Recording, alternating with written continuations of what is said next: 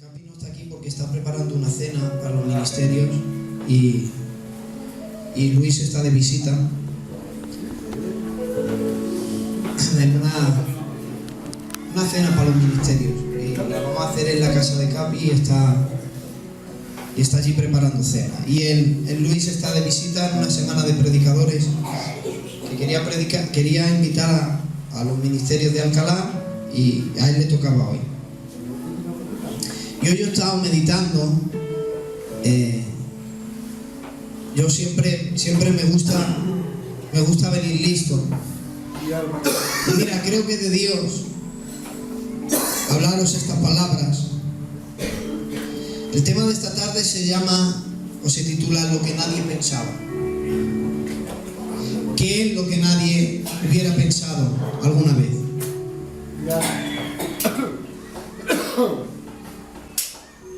Mira, hoy voy a hablaros acerca de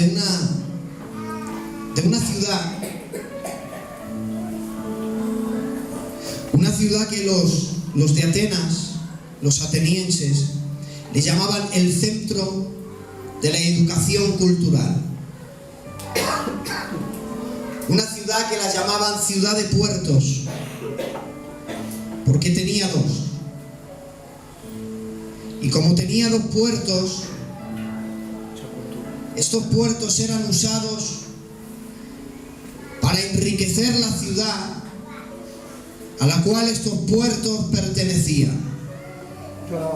Era su principal fuente de ganancias, salía de aquellos puertos. A causa de tantísimo como costaba tanto sacar la mercancía, gracias, el impuesto que tenían que pagar por tener el barco allí encallado, era la principal fuente de ganancia. Todo eso iba para la ciudad. Una ciudad que habitaban judíos, griegos, egipcios y mucha gente de clase cultural diferente. Que en el tiempo donde vamos a desarrollar esto, según la historia, había 400.000 habitantes en aquella ciudad.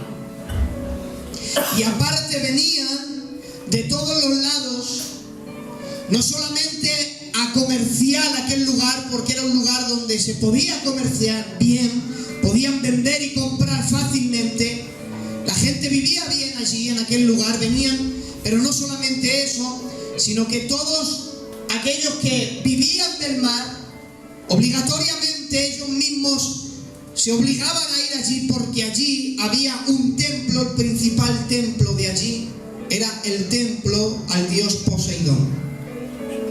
El dios Poseidón es el dios de las aguas. Seguramente alguna vez lo habéis visto en alguna foto. Es uno montado en un delfín y tiene como un tridente, un tridente en la mano con una corona. Ese es el dios Poseidón griego. Es el dios de las aguas. Y claro, los que vivían de las aguas tenían que agradarle para que el dios Poseidón les diera más alimento. Y iban allí. Estaba el templo de Poseidón, pero había más templos para atraer a más gente. Estaba el templo olímpico de Zeus, porque cada 2 años había allí juegos para agradar al dios Zeus. Pero miren, también había un templo que le llamaban el templo de Artemisa, no el de Éfeso, sino otro más pequeño aún, pero también la adoraban a una diosa llamada Tiké, que era la diosa de la fortuna, y también le habían hecho un templo para adorarla. Estaba el templo de Apolos, el dios de los cielos o el dios del sol, y muchos más templos que no mencionamos por respeto, pero que esto hacía que vinieran de todos los confines a vivir aquel lugar. Aquel lugar era tan depravado, estaba tan lleno de pecado, eran tan pecadores los que allí vivían, que cuando uno quería decirle al otro lo pecador que era, le decían: eres más que los de Corintio. Por eso lo que nos vamos a enfocar hoy es esto. Nadie hubiera pensado que en aquella ciudad se fundara una iglesia. Si en Corinto,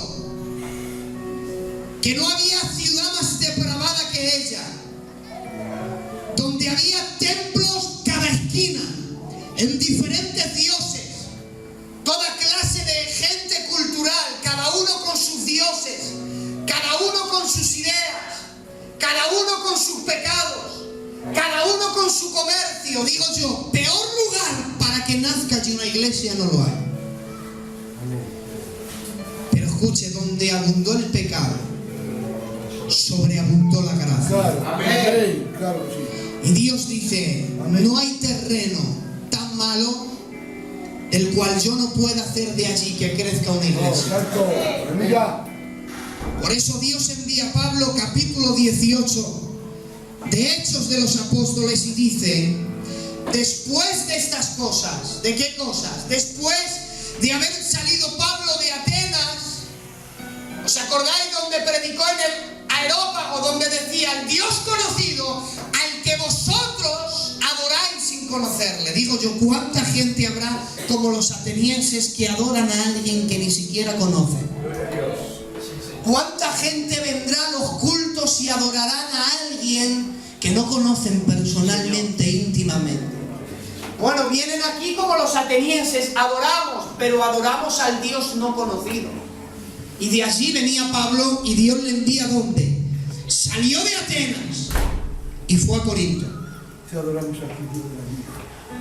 Y ir a Corinto a predicar no era voy a ir con éxito, voy a ir a que allí me acepten. No, ir a Corinto a predicar y a querer fundar una iglesia era ir al peor lugar conocido de aquel entonces para levantar una iglesia. Pero escuche, quien creyó a Dios vio los resultados. Amén. Amén. Amén. Por eso yo, el tiempo que esté aquí de pastor, creeré a Dios por un crecimiento en la iglesia. Amén. Amén. Y dice el verso 1, salió de Atenas y fue a Corinto. Dice el verso 2, y halló a un judío llamado Aquila, natural de Ponto, recién venido de Italia, con Priscila su mujer. Por cuanto Claudio había mandado que todos los judíos saliesen de Roma, y fue a ellos. Es decir, cuando llega Pablo a Corinto, él llega solo y solitario. Pero da la casualidad que en este año, en el año 49 después de Cristo, el emperador Claudio coge a todos los judíos y les dice, marcharos de Roma. No quiero ningún judío en Roma, que lo mato. Da la casualidad, según la historia, que Priscila era una dama de la alta sociedad. Cuenta la historia secular que Priscila o Aquila, era Priscila la mujer, la dama, pero Aquila era el esclavo y sirviente de aquella casa. Da la casualidad que la dama se enamora del esclavo, y cuando llegaba un tiempo en el que había cumplido su esclavitud lo liberan, y es cuando la dama se enamora del vagabundo. Se casan y desde allí son desterrados y van a Corintio, pero ya van casados. Cuando llega allí, Pablo les conoce y dice, y como eran del mismo oficio, es decir, que la dama lo había dejado todo para irse en pos de su amado. ¿Y qué tengo que hacer, amado? ¿Hacer tiendas? Pues hacemos tiendas.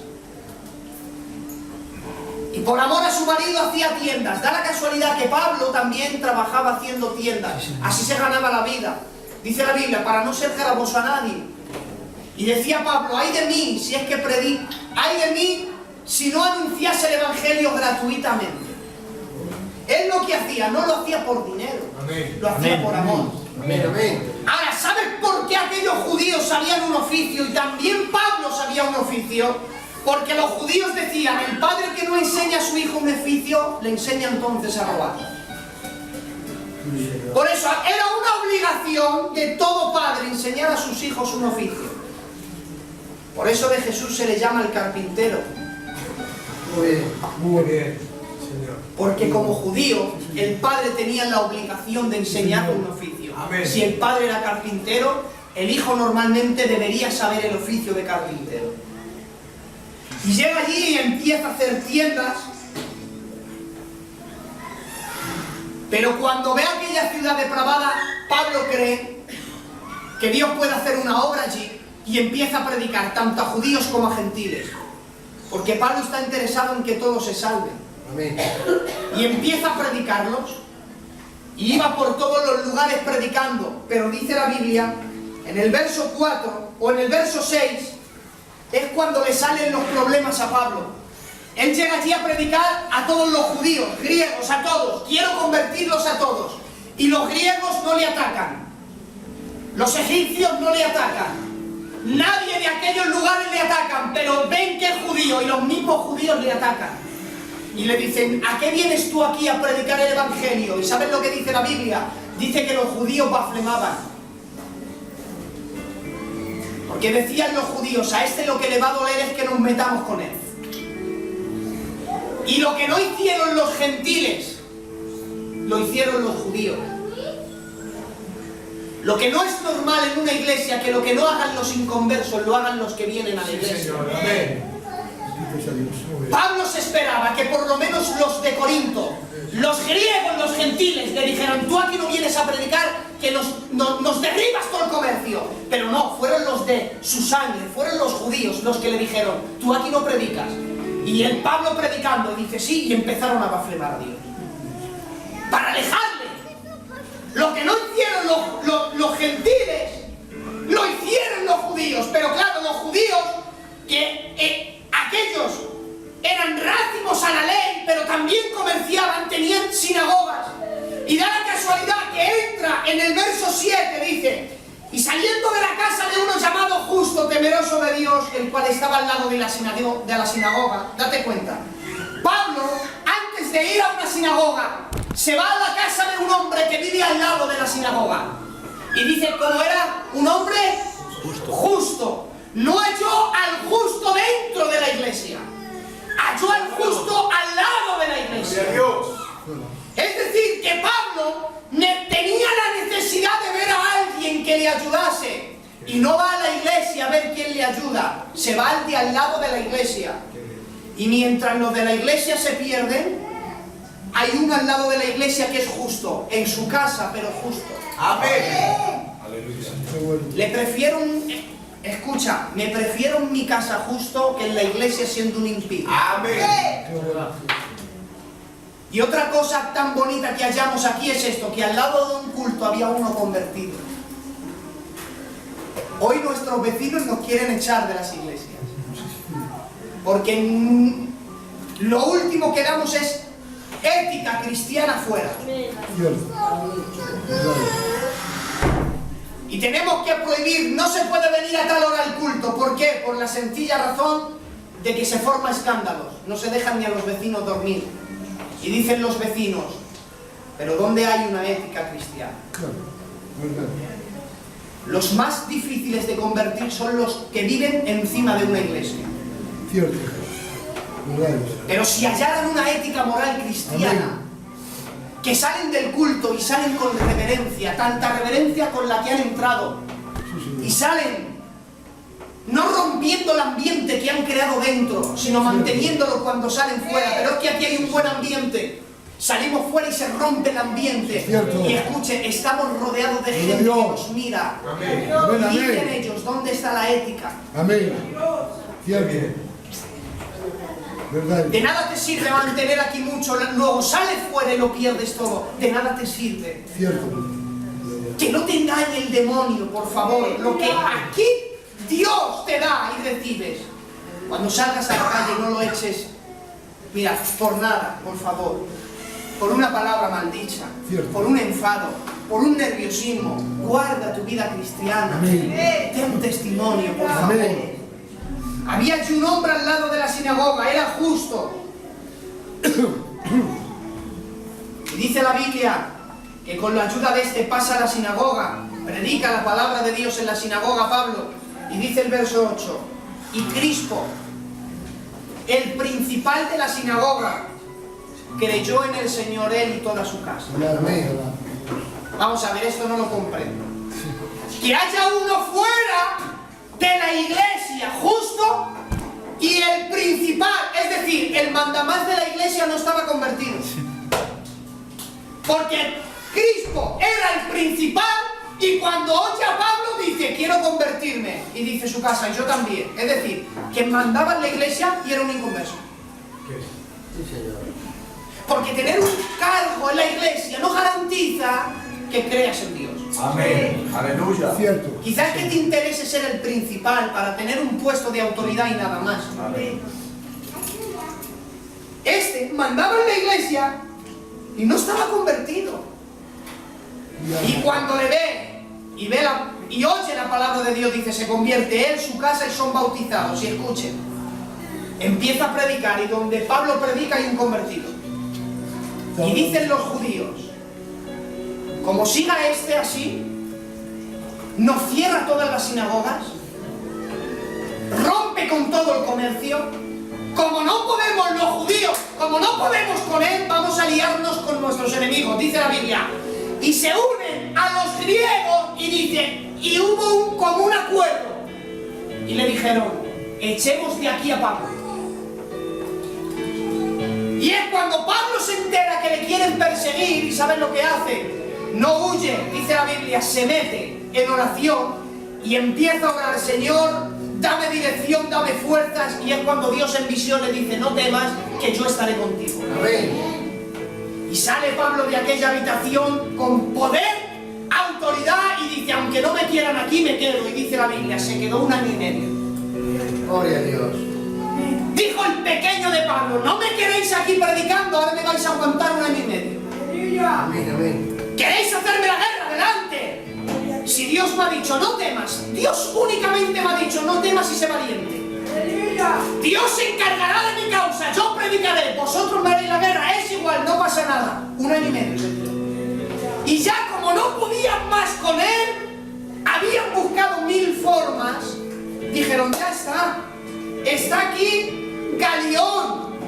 Galión no era un emperador, Galión era alguien que hacía el oficio de un emperador en una ciudad. Y dijeron, está aquí Galión, vamos a cogerle y le llevamos a juicio, le acusamos y Galión le va a condenar. ¿Sabes por qué Querían llevarle a Pablo a Galión? Porque dice la historia que Galión era recordado y era famoso por su amabilidad. No fue emperador, fue procónsul, que se llama. Hacía el oficio de un emperador, en su puesto fue el más famoso de todos. Dice, por su amabilidad era conocido. Y le dijeron, ya está, como es tan amable, él nos va a hacer caso. ¿Sabes quién era Galión? A él no le conocemos, a su hermano sí. Su hermano fue Séneca. Gloria a Dios. Séneca escribió de su hermano y dijo, aquellos que quieren a mi hermano hasta el colmo y ya no poder más, todavía no le quieren lo suficiente. De lo bueno que era su hermano. Y le cogen a Pablo y le llevan. Y le empiezan a acusar allí en el tribunal romano. Y Galión escucha las acusaciones y dice, mira, me parece a mí que vosotros tenéis unos planes muy malvados.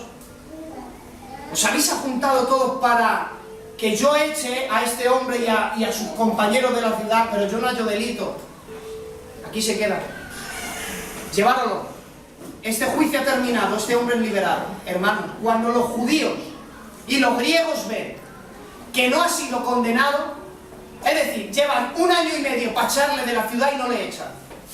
Tienen la esperanza en que el procónsul le eche y tampoco le echa. Y de tanto coraje dicen, mira, como sabemos que lo que le hagamos a él no le va a hacer daño, y dice que en la misma puerta del tribunal cogieron a un hombre que era cristiano y delante de Pablo, dice la Biblia, le golpearon.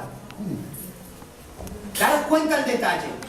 Sabían los judíos y los griegos que si le perseguían a él, le daba igual. Que si le golpeaban a él, le daba igual. Pero que si blasfemaban a Dios y pegaban a uno de la iglesia, eso era un terrible dolor para Pablo. si te consideras miembro del cuerpo de Cristo y ves que uno cristiano también sufre y te es indiferente, Sí, Señor.